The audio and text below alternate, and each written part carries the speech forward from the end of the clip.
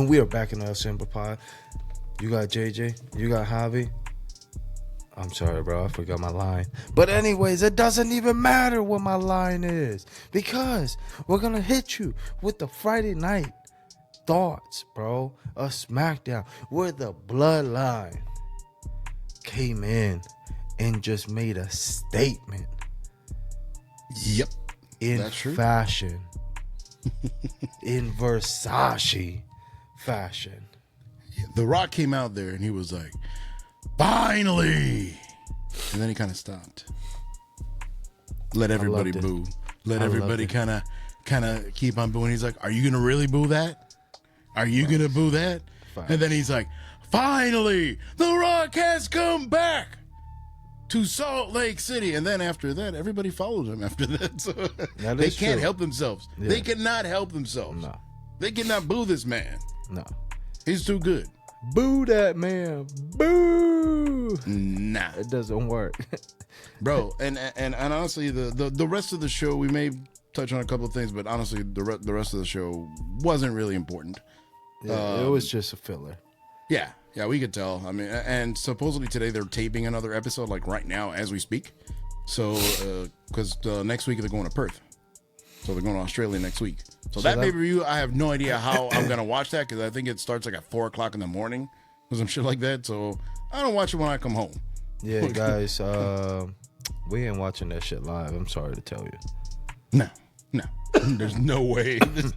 Everybody's going to be asleep anyway, so it doesn't matter at that point. But yeah, man, it was really cool. I did like that The Rock came out in that ugly ass Versace vest. I loved it just because of like the cockiness. He reminded me of what was it? League of Domination? What was it? The Nation of Domination. We're kind of in that era when he was leaving the Nation of Domination, because he had a shirt kind of like that, but it was a long sleeve shirt. Yeah, and it looked kind of like that. I was like, yes, I was like, missing. Yeah, I was like, all right, I see you. The other thing I liked was his promo when he's like, oh yeah, all you guys in Salt Lake City. So this is a story so you can tell your 50 wives. And I was like, oh God, like, bro. I mean, even Roman Reigns, bro. Roman Reigns was like coming at the crowd, like, because you know what I mean, because like realistically, bro, it wasn't to the level of The Rock. The Rock stuff was like offensive.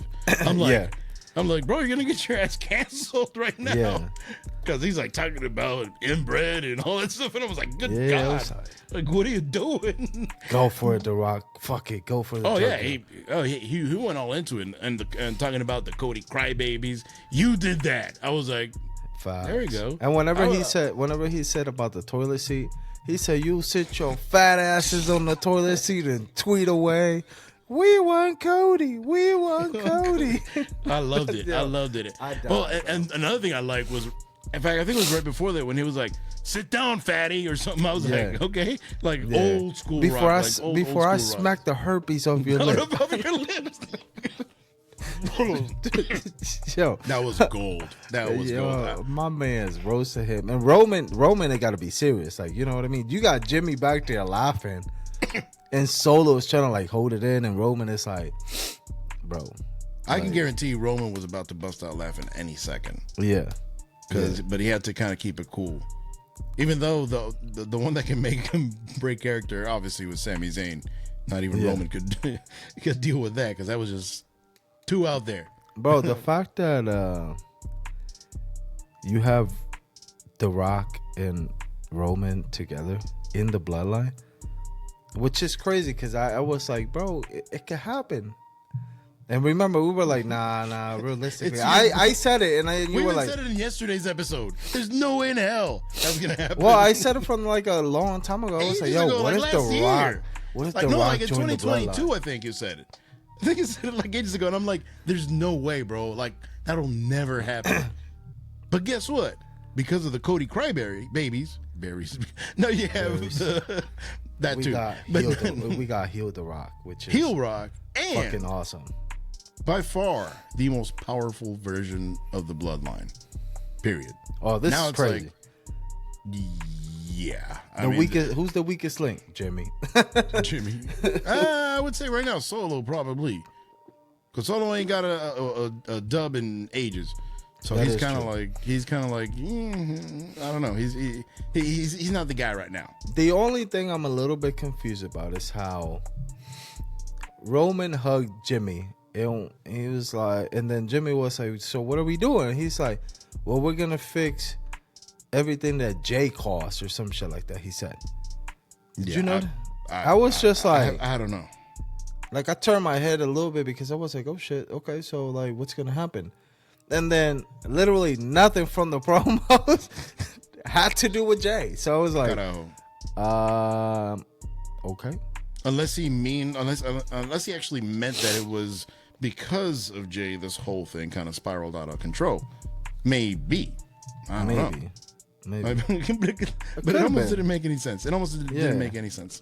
The other thing I liked about The Rock is that he said the same exact thing we said. The same exact thing that Kevin Nash asked too is, what is Cody's story? He did ask that, bro. And I was like, bro, he's watching the show. He's part of the damn storyline, and he doesn't know. But I did like the part where he was like, where he's like, he already went against Roman Reigns last year, and he lost, and then Roman's like I don't know, he did some kind of weird motion, like whooped his ass, they spanked him, and he's like, that's not how it works. You don't just get another title shot. Granted, he did win the Royal Rumble per rules. Yeah. He technically did, but it is what it is. The funny thing is like that he literally told him like the things that we have been saying and that a lot of people have been saying, but obviously like they don't listen. And he kind of like broke that fourth wall or whatever the fuck you want to call it. Oh yeah, realistically, and I like that. And then the fact that he was like, I forgot about it for a couple of seconds, and I just remember the fact that he was like, and I'm gonna make sure with all my power that whenever you come out of WrestleMania, you're gonna come out as who you are, which is a loser. I was like, he's probably gonna lose. Roman is probably gonna lose. Fuck my life. That's what I literally thought at that moment. Like, I hope not. But then the other part that was kind of interesting too was before he went hard on his promo, he had to do the babyface thing. He's like, by the way, you have a record of the largest indoor crowd ever in Utah. And I'm like, what's going on here? And like, it's cool, but I'm like, I thought we were getting heel Rock. Where's heel Rock? And all of a sudden it's like, cuts a babyface promo. But realistically, he did tell a fact though. Like, yeah, but it was almost out of place. It was it was. I love the backhanded compliment. And he said, "Do you guys want to know what the record was for the most idiots in a stadium or some shit like that?" Bro, that shit was funny. No, he was great. He was great. The only thing that I will say that I didn't necessarily like about that whole segment, two things. One, when at the end they're doing all the ones, and for whatever reason, he's going like this. Maybe his thumb is fucking broken or something. Maybe his thumb has too many. Maybe his thumb has too many muscles that he can't just go like this. You know what I mean? Takes an effort. Because even whenever he throws the U for the Miami Hurricanes, it's all like his thumbs are all stiff, bro. They're stiff as hell. They just stay there like he walks. Yeah, bro. So, but yeah, I did notice that, and I was like, "Yo, it's an eternal Samoan spike." Rock, you're gonna, bro. It's like, yeah, just kind of. At that point, it would have been great if Jimmy would have gone over to him and like, "Hey, Rocky." I would have died just to see his face, just to see the Rock's face. Like, that would have been gold. But then that was weird. The other thing is that I honestly, kind of like we were talking about in the last episode, I think the Rock's taken a lot of Roman shine off. A lot. Like, it's just, bro. It's. I've granted it's super hard to avoid that. You got two different personalities. Two different personalities. Well, two different personalities, but then you have literally the biggest personality, maybe in the history of wrestling. And you have Roman, which he's great and he's done amazing things, but it almost seems like he's overshadowed. Like it seems like when Roman talks about levels, it seems like Rock's on another level compared to Roman. And they're gonna have to give, I hope in the next episode, the one right before Perth, the one they're recording right now, I hope they give Roman a chance on the mic to say something. Either that he is the tribal chief of the Bloodline and the Rock's under him, or that he's side by side but he has to get a little bit of that back, because right now, at least as it seems right now, the biggest threat to Cody is not Roman, it's The Rock. And that's my only issue. After building Roman for so long, all of a sudden you have The Rock come in there and steal his thunder. That's why the match between both of them against each other would have been way better. Yeah.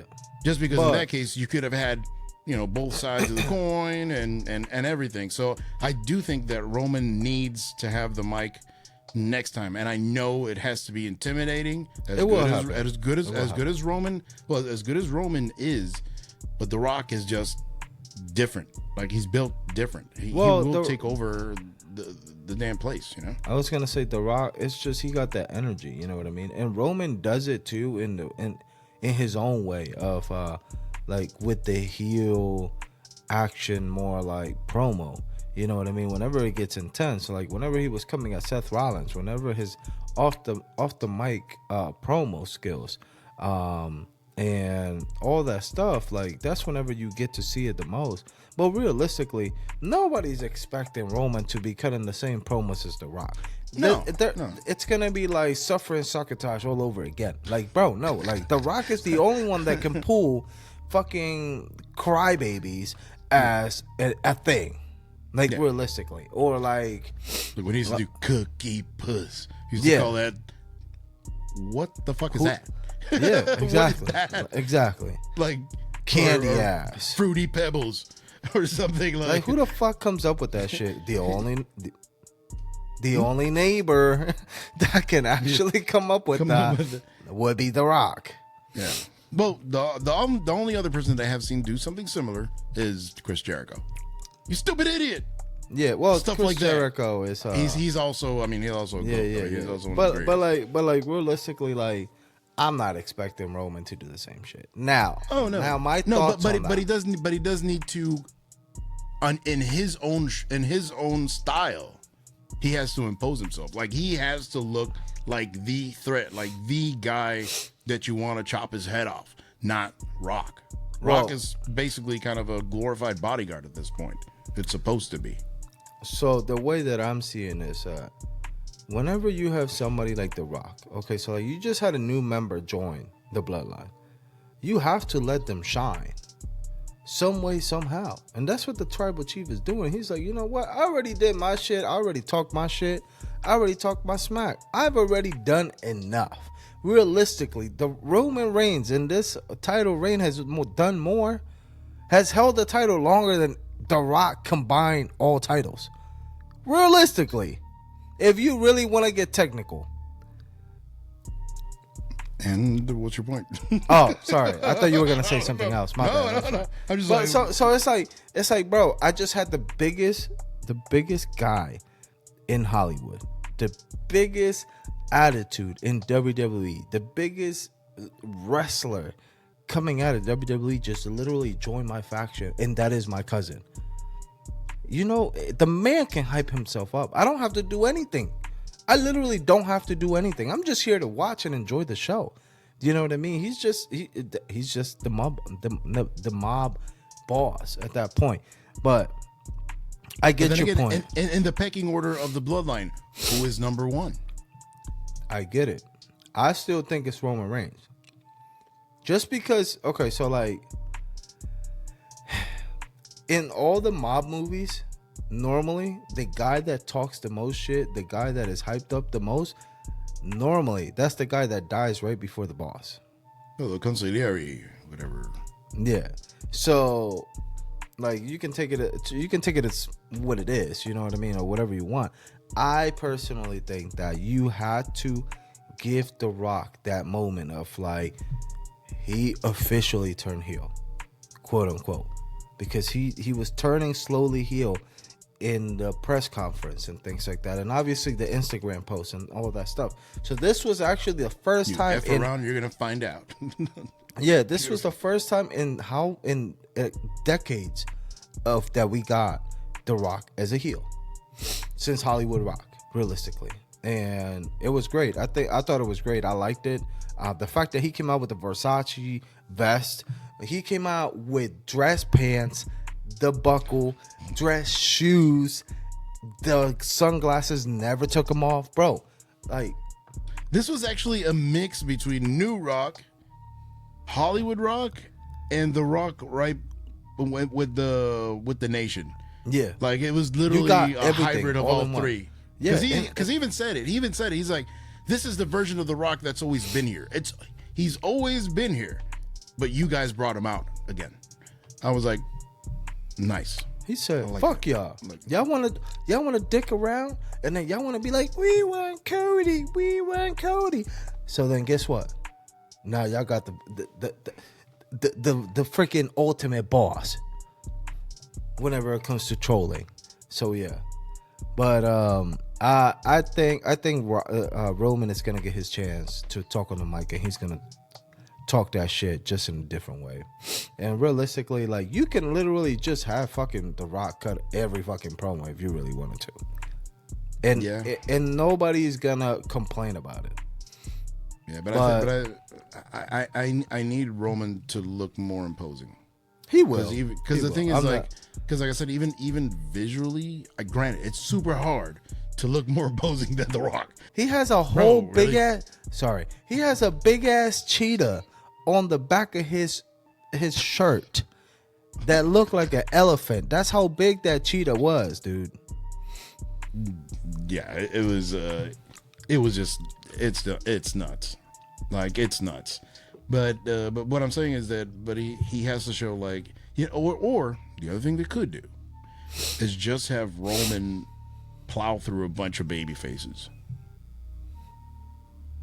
Like, throw LA Knight at him, have Roman destroy him. Throw Chad Gable at him, have him destroy him. For no goddamn reason. For no reason. No, exactly. And just run roughshod. You remember a few months ago when they did that, and they kind of stopped it, right?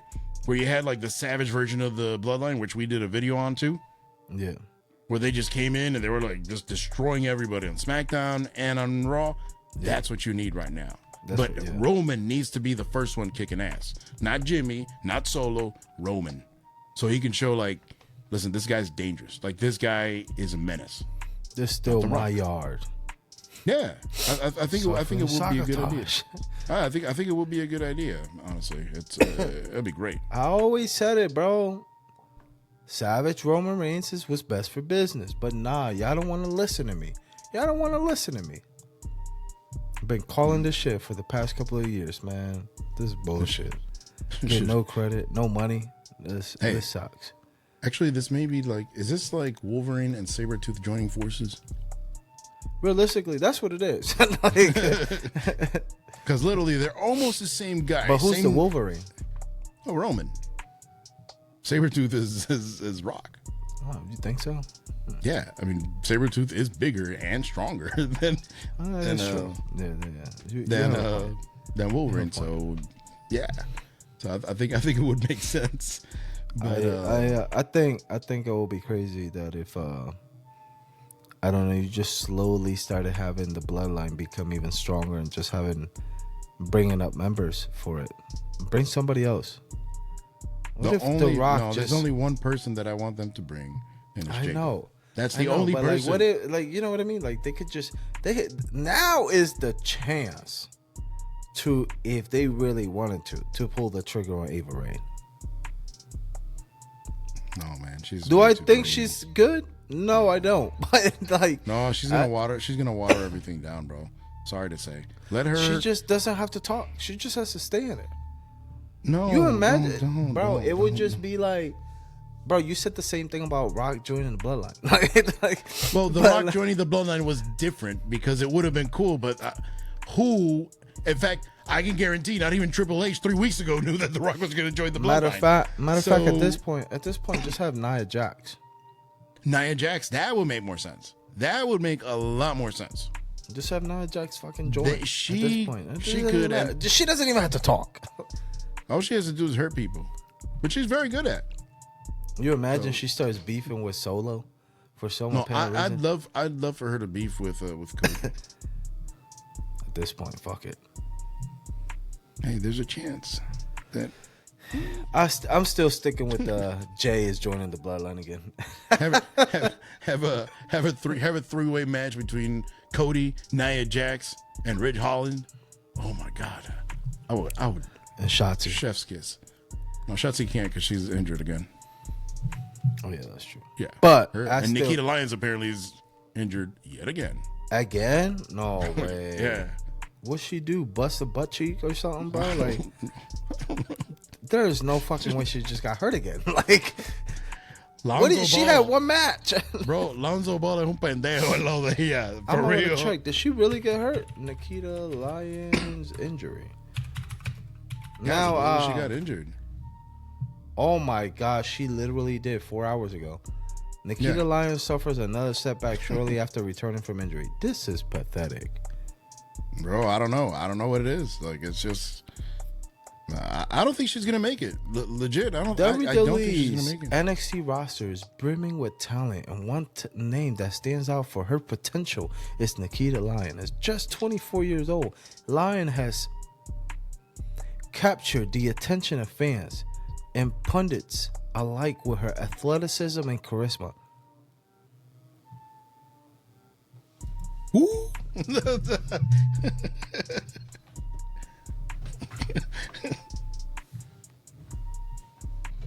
I'm looking for the fucking charismas that they're talking about. Sorry. Give me a second. I'll be right back. Hey, see if you can find the athleticism too on your way there. Where the fuck is the charisma? She can't even cut a promo. One of the mouth breathers love her, so that's why. That's what I think they meant with that. I mean, like, I get it. Like, she looks like the way that she looks. You know what I mean? Yeah. Ain't nothing wrong with that. You know what I mean? But like, excuse me. But realistically, like, bro, like, she's not good. Like, she's really not good. It's not that she's not that good. It's that she's not good. I'll take Lola Vice on the microphone over Nikita Lyons, and Lola Vice is terrible on the microphone. Like, I'll take Lola Vice over. And like, realistically, Lola Vice is green as fuck.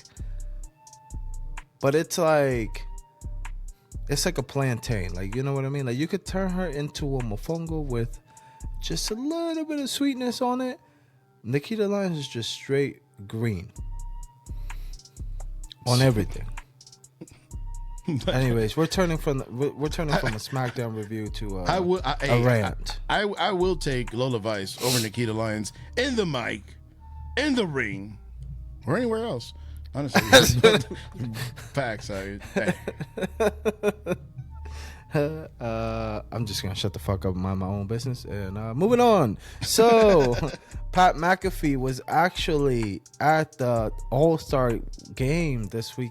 This weekend, he was out there talking shit, you know, doing his own Pat McAfee stuff, and then he was interviewing our boy from the Bloodline, their very own Puka Nakua. Shout out to him. Shout out to the rookie. You know what's that all about? You just busted everybody's speakers. Rompiste la bocina. But yeah, Puka Nakua breaking records out there, slaying, yeah, clanging and banging the weights. But yeah, man, he's fun. He's a fun dude. He's a fun guy. Yo, CJ Stroud was out there too. It was like literally half of my fantasy team was out there just in the All-Star game. What are the odds? But I was gonna say something when you texted me that a little earlier, but I was like, let me not say anything because it may actually happen. I was like, I hope nobody gets hurt. No. Nobody. Bro, CJ Stroud, look. my boy looked thick, bro. Pause. I was like, I saw him. I was like, that's not CJ Stroud. And I was like, that's fucking CJ Stroud. Yo, that dude looks like James Harden with the fat suit. Hey, he finished the season. He probably went. He's like, man, let's go. He's a kid. He's young. Churrasco. Well, he's young, so he could probably, he'll do like Luka, gain some weight, and then during the season, not lose the weight, and then keep on going.